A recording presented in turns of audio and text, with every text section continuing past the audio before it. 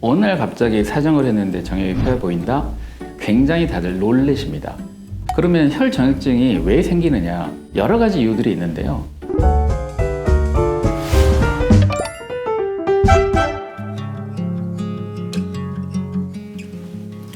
안녕하십니까.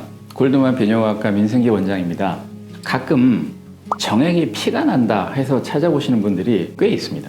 어떤 분들은 그냥 거의 정액에 빨간 피가 보인다 하시는 분도 있고요. 정액이 검붉게 보인다, 갈색으로 보인다 이런 증상으로 오시는 분들이 꽤 있습니다. 그런 경우를 이제 저희는 혈정액증이라고 이야기를 합니다. 정액에 피가 나는 건데요. 정액에 피가 날 수 있는 여러 가지 이유들이 굉장히 다양하게 많이 있습니다. 예를 들어서 전립선암이 의심이 됐을 때 전립선 조직 검사를 하기도 하고요. 또 전립선 관련된 수술이나 처치, 시술을 할 수 있겠죠. 그런 경우에는 이제 그 이후에 정액에 피가 나는 경우가 종종 있습니다. 그렇지만 이제 그런 게 전혀 없는 분들이 어느 날 갑자기 사정을 했는데 정액이 펴 보인다? 굉장히 다들 놀라십니다. 당연하다고 생각이 됩니다. 남자분들이 이제 상징적으로 정액 굉장히 중요하게 생각하는데 피가 보이니까요. 그러면 혈정액증이 왜 생기느냐? 여러 가지 이유들이 있는데요. 공식적으로는 저희가 전립선암하고 관계가 좀 있다고 이야기를 합니다. 통계적으로 보면 혈정액증의 95% 정도는 전립선이나 정낭의 염증 때문에 나온다라고 되어 있고요. 5% 미만이 전립선암하고 관계가 있다 이렇게 되어 있습니다. 그래서 사실은 이제 환자분들께서는 겁을 내고 오시지만 저희들 입장에서도 혹시라도 전립선암 가능성이 있지 않을까라는 생각을 안 할 수가 없습니다. 그래서 일단 이제 혈정액증으로 오시게 되면 우선 기본적으로 이제 전립선암 관련해서 피 검사도 해봐야 되고요. 또 실제 정액 검사에서 염증이라든가 피가 어느 정도 나는지도 확인해 볼 수가 있고요.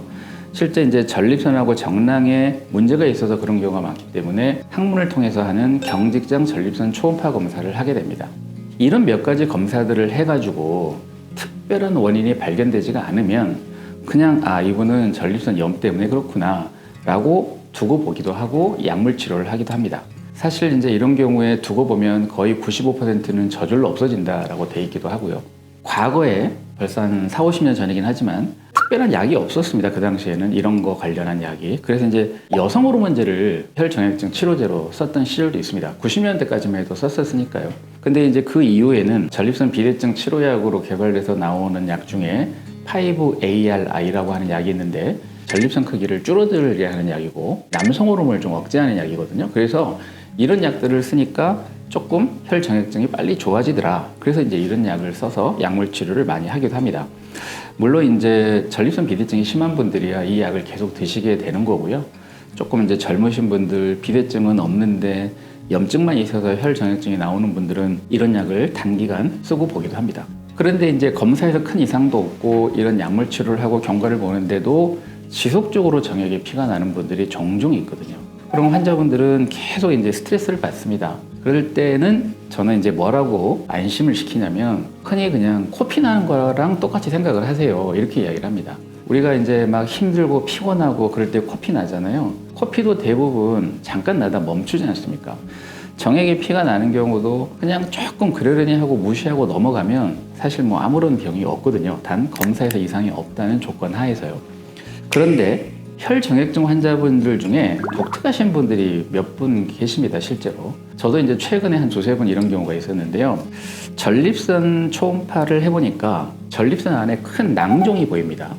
그리고 정액 검사를 해보면 정액이 거의 안 나옵니다. 정자수도 굉장히 줄어 나오거나 거의 무정자증으로 나오거나 이런 분들이 있는데 이 전립선 초음파에서 이렇게 낭종이 보이고 정액 검사에서 정자가 거의 안 나오고 하면서 혈정액증 나오는 분 중에는 사정관 폐색이라고 하는 현상 때문에 그런 경우가 많습니다. 정낭에서부터 전립선을 관통을 해서 전립선 요도 쪽으로 나오는 사정관이라고 하는 곳이 있는데 전립선 요도 쪽에 사정관 출구가 있습니다. 그 부분이 막히는 현상이 가끔 생기는데요. 거기가 막히면 그 안쪽에 있는 사정관이 부풀어 오르면서 우럭, 낭종처럼 변화가 생깁니다. 그래서 그 안에 정액이 고이게 되고 계속 고이게 되니까 염증도 생기고 그 안에서 결석도 생기고 계속 정액에 피가 나오고 이런 분들이 가끔 보입니다. 이런 경우는 어떻게 하느냐? 실질적으로 연세가 많으신 분들, 전립선 비대가 심한 분들은 전립선 비대증 수술을 해버리면 그 부분이 전부 다 없어지기 때문에 해결이 될 수도 있거든요. 근데 이제 상대적으로 젊으신 분들, 제 환자분 중에도 30대도 있고 40대도 있으니까 그런 분들은 전립선 비대증 수술을 할 수가 없거든요. 그래서 이런 경우에는 내시경으로 경요도 정구절제술이라고 해가지고요. 그 사정관 막힌 부분을 살짝 이렇게 절제를 해주면 막힌 곳이 뚫리면서 들어가는 구멍이 다시 열려서 보이게 됩니다.